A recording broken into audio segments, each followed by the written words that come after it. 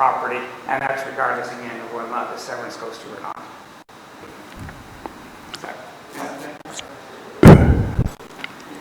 Okay, go ahead. So, David, are you saying that if it's an existing barn, it's like an existing barn in town, it's kind of grandfathered in, and the minimum distance doesn't apply? I'm sorry, I'm having trouble following you on that. So the MDS always applies, but it doesn't apply to our developments inside the settlement area boundaries. So within Kincardine, if there's a barn on the other side of the line, we don't take a look at that barn when we plan inside Kincardine anymore. We dealt with that issue when we put the settlement area boundary there. But the barn always has to have consideration for the urban area, regardless. So it works the other way. Only works the one way. When we expand the urban area boundaries, we're supposed to have consideration for where those agricultural operations are, so we don't screw too many of them up if we can. But sometimes we're only able to expand in certain areas, so something's got to give. And in this particular case, unfortunately, it's the barns. There's still expansion factors for barns in relationship to areas, but we can't tell you what the numbers would be because it's depending on type of animal, the number of animals, and so on and so forth. In other words, our farm value would go down. It went down about 30 years ago when the settlement area boundary was determined at that particular time. I think the issue is, I mean, this particular application will not change what is already existing and has been existing for some 30 years or more. So the urban boundary was in place many years before this application was before the committee. So it really doesn't change much. Bob? If this individual decides that they want to build a new dairy barn or expand their operation, they will be able to go ahead and do that.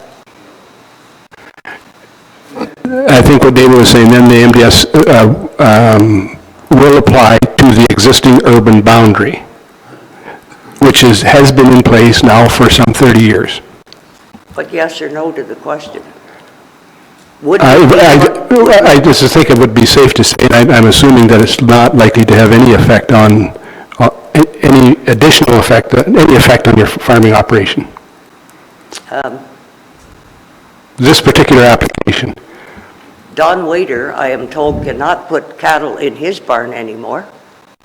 And this just happened maybe 3 years ago. Now he has his farm up for sale. I wonder what the value, I know what he's asking for it, but anyway, that's neither here nor there. I called, Bernie Tuck, is it?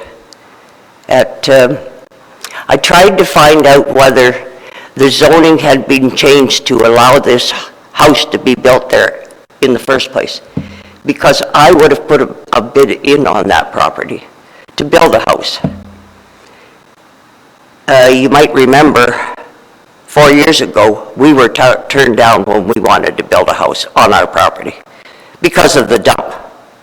We were giving a building permit rescinded because of the dump. So I sort of do have some bitter feelings, but I'm wondering, why could Bernie Tuck not tell me anything? He would have known in there whether this property, when it was put up for sale, could have a building on it or not, a house on it. And I know another person that would have put an offer in on it. So I guess there would have been 3 of us bidding on it if we knew we could have built a house.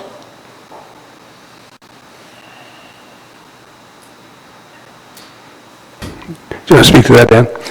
Just a point of clarification, I believe the person you're referring to is Terry Tuck, the building official, chief building officer. And maybe I could ask the planner to clarify. I think we heard that the zoning has essentially remained the same for the last 30 years? Yes, in Mrs. Grimes' original letter, she was told that she said to me that a real estate agent had told her that a building wasn't permitted there. That Terry would have reviewed the zoning, which hasn't changed in the last 15 years. if I'm not mistaken, and I couldn't find this out either, the council news said that there was no buildings allowed on this property. Printed in the paper. I don't know where you get this information. Sounds like there's some different information, but I think the fact of the matter is it's been zoned that would permit this use for many years. And this is just a simple a severance that will permit an existing approved use. Why wasn't I notified when this property was sold that there was going to be a house built on there? I get a notice now for this, This to is make a- a severance. I think, well, if you're asking why you didn't get notice when it's sold, that is not a function of this body to tell you where properties are sold, when they're bought or sold. Those are issues, I think, between the owner and the seller, and we don't have any effect on that, other than, we don't have any effect. I don't want to complicate it anymore. I guess that notice would have had to come from Brockton, because anything that happens down the Cottage Road, Road 8, we're always notified. Okay. Another question. Well, maybe this is not a question, but what really concerns me most is our farming operation and the value of our farm. But we have lived there for 48 years, and I know a lot of people take their grandchildren, their children, and they walk on this property to show them wildflowers, different things that grow there. And a big red dot went up on the tree, and that made me furious. And Dana Kiefer said, well, you can keep people off of your property. Yeah, you can. Sure doesn't make for good neighbors, though.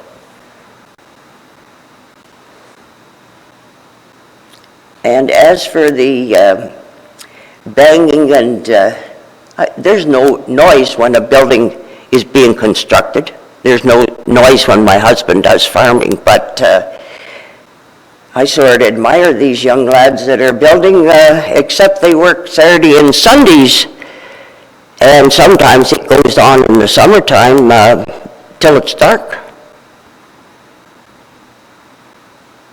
So that's another concern if another house is allowed to be built in there. Are we going to, and that's going to be closer to us. What I would say to you there, that would be in all likelihood a noise bylaw, or that would be controlled by the local municipality. So Brockton, if they have a noise bylaw that prohibits building starting at a certain time, I'd investigate that with the local municipality.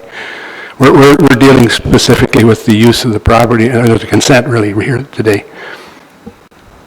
I can't give you an answer to that. I mean, I'm sure if you talk to the town office and their bylaw enforcement officer, their clerk, that you'll get the answer to that, Mrs. Grimes.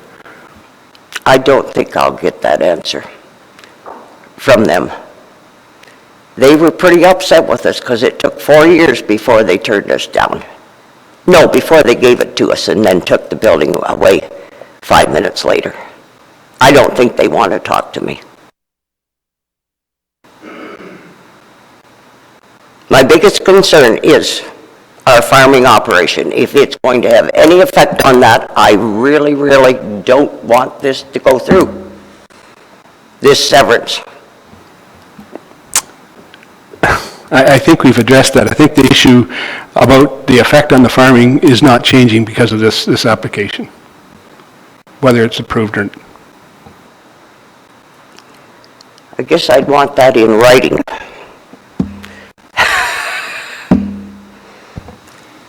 Go ahead, Dan. Just on the issues other than the severance, if you have any concerns about what the municipal staff is answering your questions, not answering your questions, please get in touch with me, and I'll make sure that they get answers to you in a prompt fashion. And you are who? I'm the Dan Gerzak, the Deputy Mayor of Brockton. Okay, fine, thank you. Okay. So I guess that's all I can say is, if another house goes up there and it affects the farming, I'm going to be very, very upset. Thank you. Thank you, Mrs. Grimes. Any further comments from public? If not, then I guess we'll deal with the recommendation. If there's a recommendation there, and I'll read the recommendation, is that consent file number B91-1534 to sever a 1.08 hectare lot with a retained lot of 3.49 hectares be approved, and the director or manager of the land use planning be authorized to sign the appropriate approval or decision sheet. I have a mover and a seconder. Moved by Milt, seconded by Paul. Any further discussion? All in favor then? Opposed, if any? That's carried. Thank you. Then the next item on the agenda is Saugeen Shores Official Plan Amendment Number 6-1548 for Mr. Paul Eagleson. Amendment in the Southampton settlement area. It's an amendment to the local official plan for Saugeen Shores. And as the Planning Act would have it, the local municipality is responsible for holding the public meeting under the Act. And additionally, a public meeting was held regarding the zoning bylaw amendment as well. And so Bruce County has been delegated the approval authority from the Minister for Local Plan Amendments.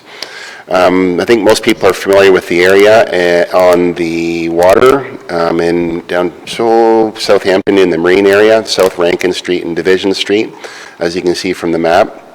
And the lands basically are currently designated marine commercial, and the proposal is to redesignate it to residential to permit the severance of 2 residential lots on the property. There is an environmental hazard associated with the property because of flood concerns and so on that will remain in place. Details regarding the associated bylaw to follow the policies in the plan to permit the development. In terms of the report, we find it to be, of course, interest with the overall direction in the Bruce County official plan, and there's a recommendation for approval. Thank you, Chris. Any questions?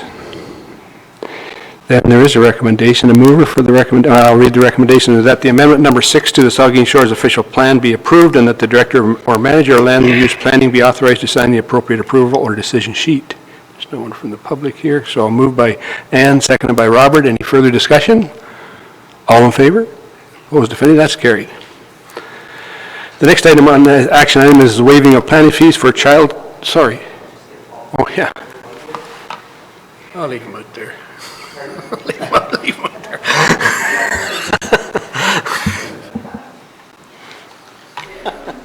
Bruce, do you want to give a summary of this one? Might as well.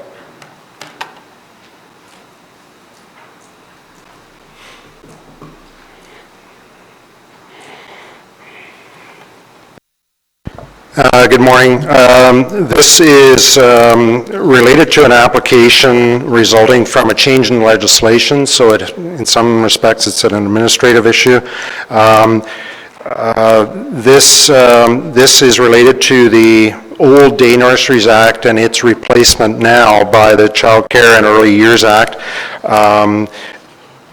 Committee may have heard this through another process or another committee, but the legislation has changed, and there are some opportunities with regard to our social services department and the child care operations that they administer in the county for an additional child to be cared for in each of their facilities.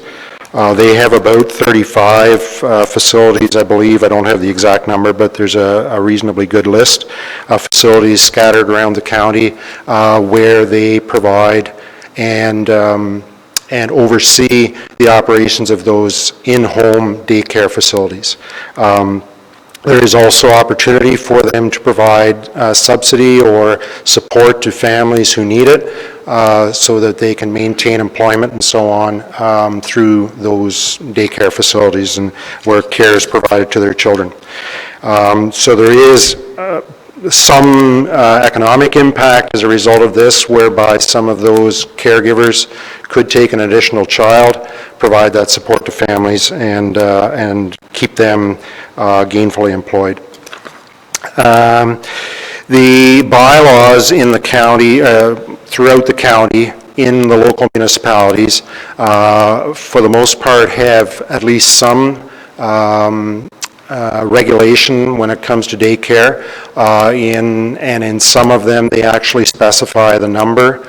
So we have some issues in the local bylaws where home daycare is capped at 5 children, and the new legislation now provides for 6 when there's an agency overseeing those operations. And this is where we've run into conflicts now with the local bylaws. So the planning department has undertaken with social services to correct those bylaws and provide for those greater opportunities.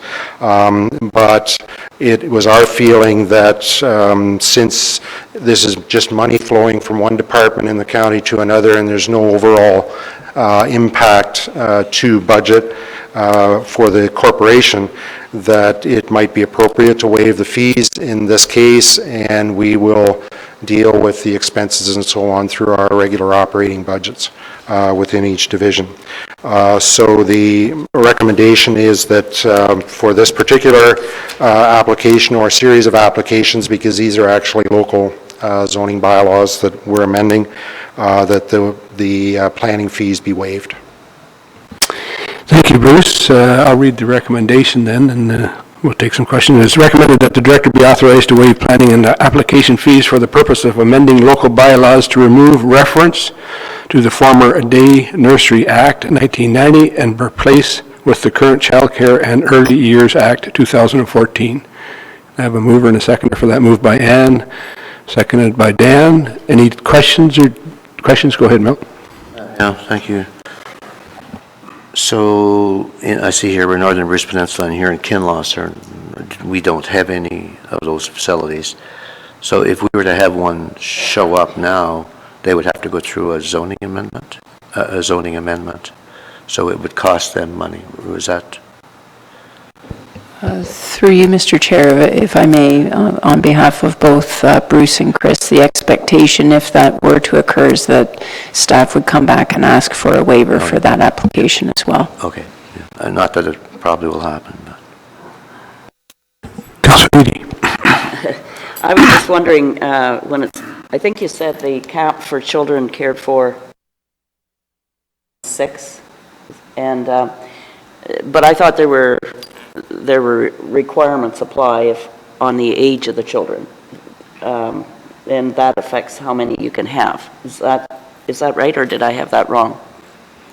There are definitions in the Child Care and Early Years Act that defines what a child is with regard to the Act, and so there is an age that's specified there. There are also restrictions on the numbers based on how many of your own children that you're caring for and things of that nature.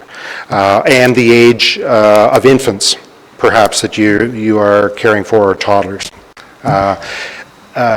So yes, those still are within the Act. Just maybe for a point of clarification, unlicensed in-home daycare providers are capped at 5, and that remains. The ones that we're having difficulty with, or that social services is having difficulty with, is the ones that are under the care of their agency or social services, because they now are allowed to have a 6th child.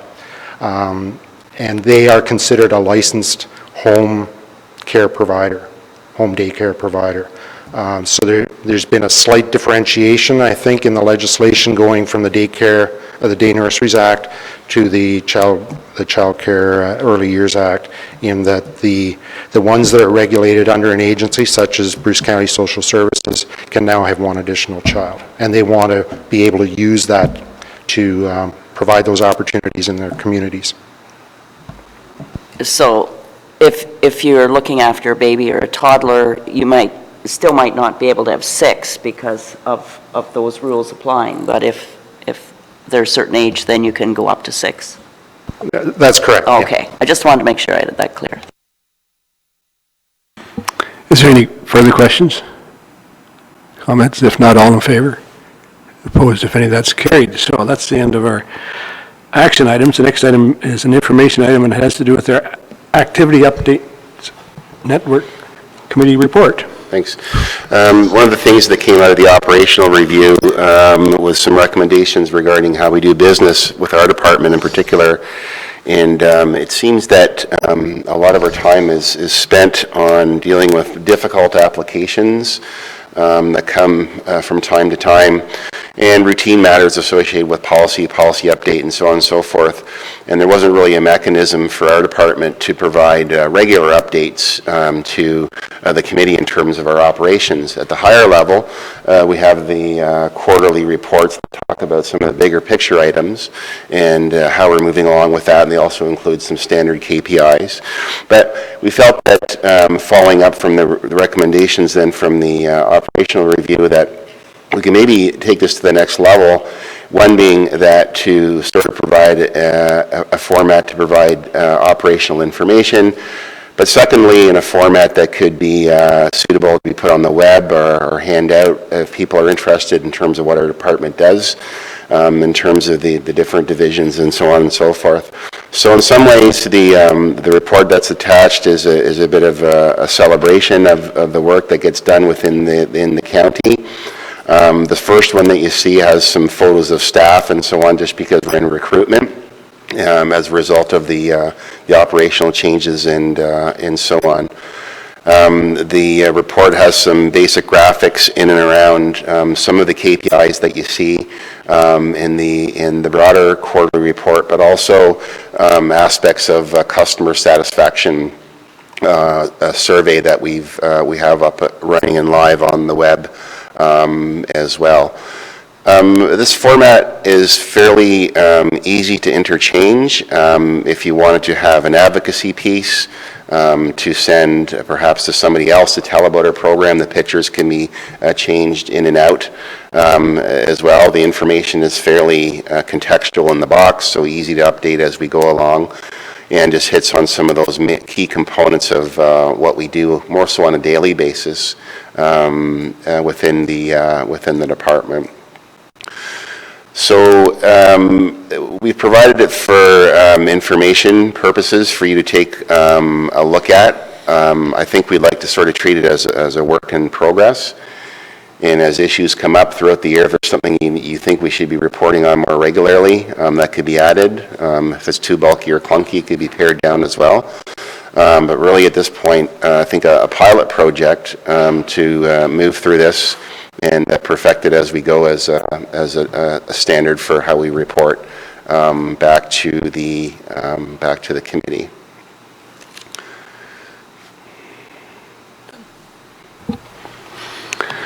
Thank you, Chris. Questions or comments to this?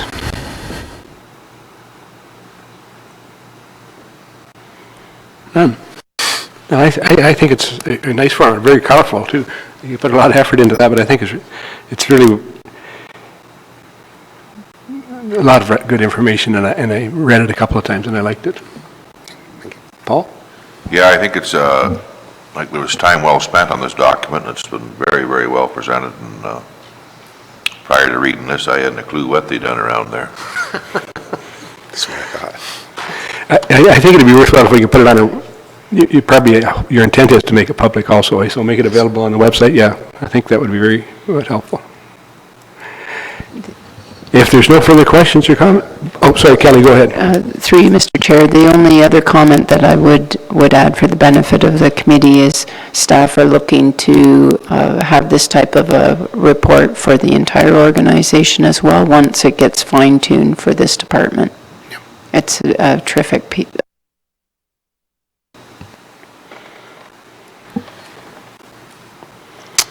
Okay, Mel.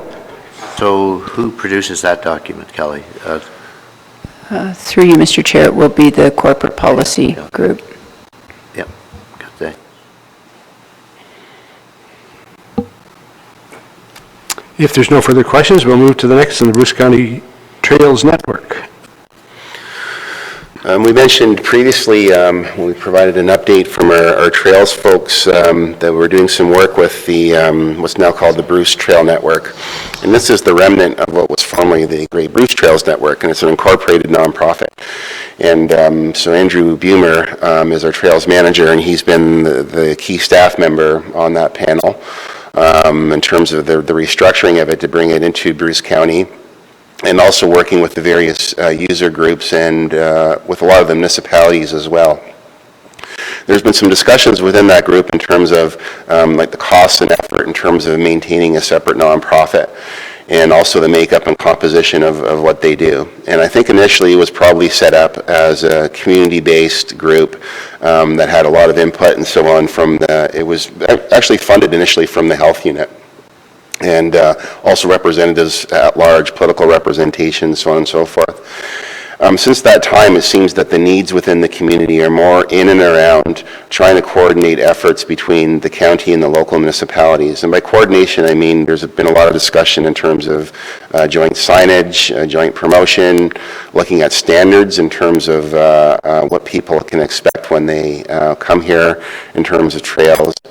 And also training and development of staff who are involved in trail construction within the community. So it was felt perhaps that it was time to look at winding down the organization. And it was thought also that maybe we could have more impact if we met with the public landowners, being municipalities, Parks Canada, conservation authorities, provincial parks, and those are the core members who are around the table now. Switch it to a format where it's more of an ad hoc basis, meeting 4 times a year. And that way we would be able to save the funding that currently goes to the network and apply that funding for actual programming in and around trails and trail development within the area. Also, at the time when the network was developed, there was a feeling that it was only nonprofits who could apply for many of the funding opportunities that are out there. And of course, that has since changed to the extent that we can work with our other local clubs, OFSC, ATV Ontario, and the like, who are incorporated to apply for small grants such as Trillium and so on. So the format that we're envisioning is very similar, I think, to what happens in the county with regard to, we currently have a GIS working group that our GIS person participates in, and they do a lot of learning in and around GIS and development. Secondly, the CAOs meet on a regular basis, as well as clerks and treasurers, and of course highways and public works people as well. So I think the overall idea is to maybe make it a little bit less formal, spend less money and effort in trying to maintain a nonprofit, and then provide more on-hands peer assistance and training to the people who are currently actively involved with their municipalities and in the parks, building, maintaining, marketing, and promoting trails. One of the bigger successes we have had with the network very just recently was a grant that we received to look at what was called product development.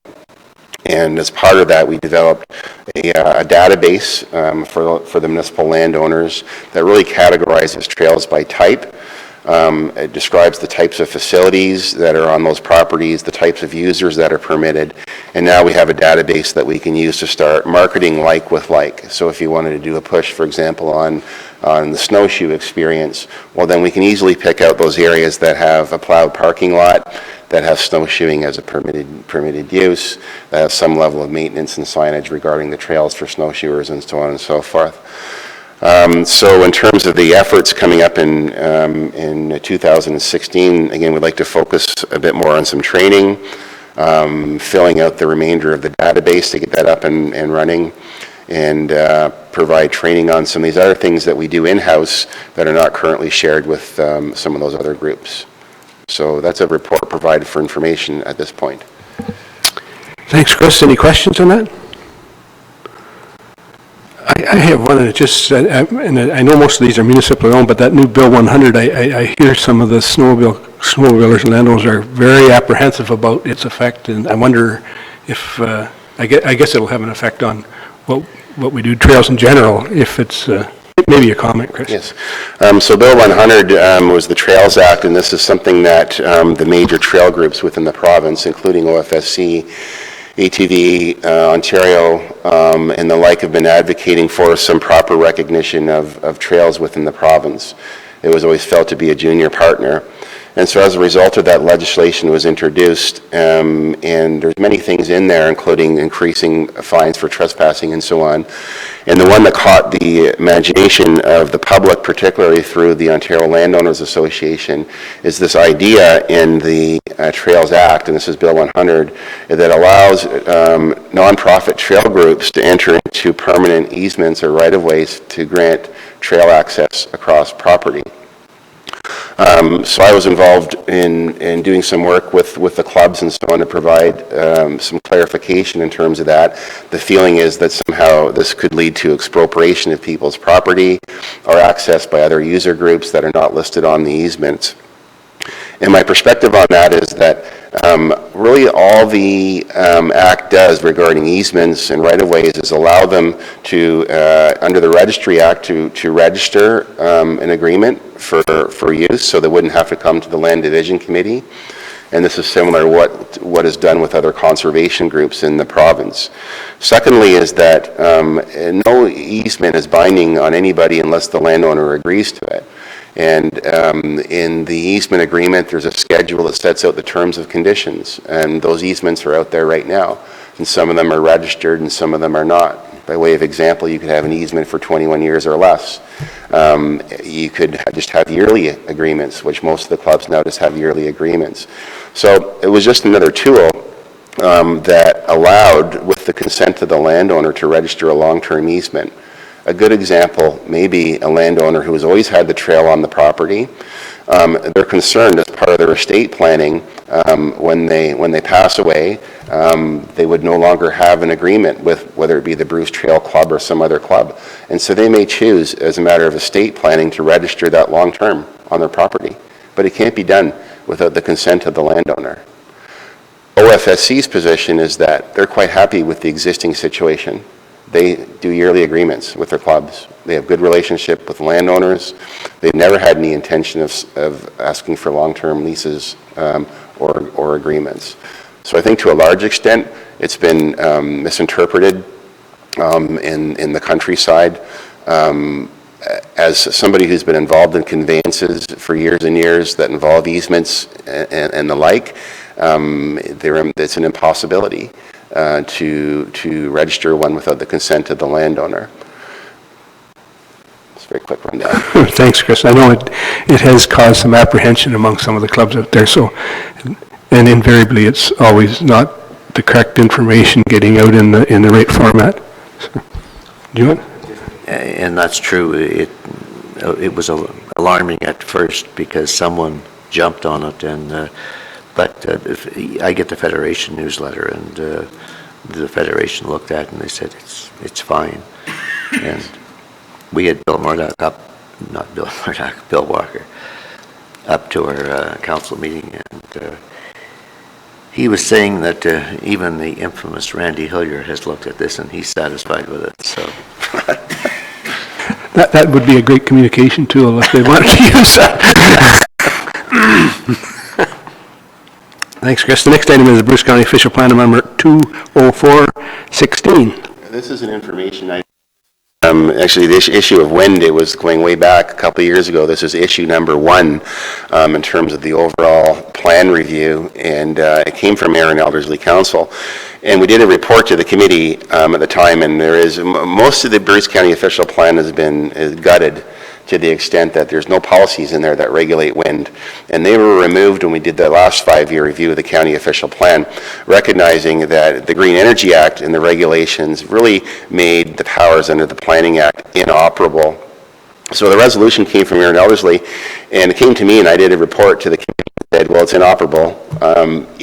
This is sort of, in some ways, an administrative or a housekeeping amendment. If you want to have it removed, we'll put it in the pile with the rest of the 5-year plan review. And what's happened since that time, now we're extensively, myself in particular, involved in, we did the first round of looking at wetlands versus natural heritage. We did the first committee report in Northern Bruce Peninsula as part of the pilot project, and now hoping to move on to making some recommendations regarding mapping and so on and so forth. So the idea that we would lump all of these smaller administrative amendments and move them forward earlier in the process hasn't happened. And I've received 2 emails from the clerk of Aaron Elderslie saying, Mr. LaForest, can you please provide an update on where the amendment is going? So we've been reluctant to process it as an individual amendment, only because I have some sense that it doesn't have an effect, and there's notice costs and so on. But I think at this point in time, I think it's important that we go ahead and move with it as a separate amendment, so it will be coming on and moving forward as a separate OPA. And I think the public meeting is scheduled for next month. And what's in there is basically the official plan is really 2 or 3 different sections, and the first is general goals and objectives, and then you move into the actual land use designations, and the land use designations really have all the guts and the details about how approvals are granted and given in the conditions. So all the development criteria has been removed, but if you go into the goals and objectives, there's a couple of statements, and I would view them as being somewhat motherhood statements regarding the county encouraging alternative energy, including wind, and those would be the sections that would be removed. Thank you, Chris. Questions? Dan? Just had a question. On page 35 of your report, you show the wind crossed out. There's no reference to ground source district heating. Is that an omission, or is that something that would be included under some other words and phrases? So it's not included as a reference in the plan, but again, along the same lines, because we don't, those things, in terms of the installation of them, they would be regulated maybe under the building code or whatever the mechanism is. So we wouldn't normally have a set of detailed policies directing them or promoting them. At the time, whether that was on the scene in terms of ground source, I know it's become a lot more popular now, but likely was just not considered as a mechanism when the plan was done. And at this point, I wouldn't recommend including it. Okay, thank you. Any further questions? Councilor Eagleson. Yeah, so the public meeting for that wind amendment talks about the public meeting on the notice you sent out, that the public meeting will be here on April the 21st at 9:30. And I'm pretty sure on April the 21st at 9:30 we're going to Wire. We caught that good. I mean, I could send Davis here and the rest will go to Wire and might see it. We'll fix the notice. But We can do that. Thanks, Paul. That's, well, the end of our agenda, I guess, the Horizon Report. There's nothing other than the next meeting will be April, as Mr. Eagleson has said, April the 21st at the Wyerton Community Center, 563 George Street, Wyerton. So with that, I'll take a motion to adjourn. Paul and Robert, all in favor or adjourned?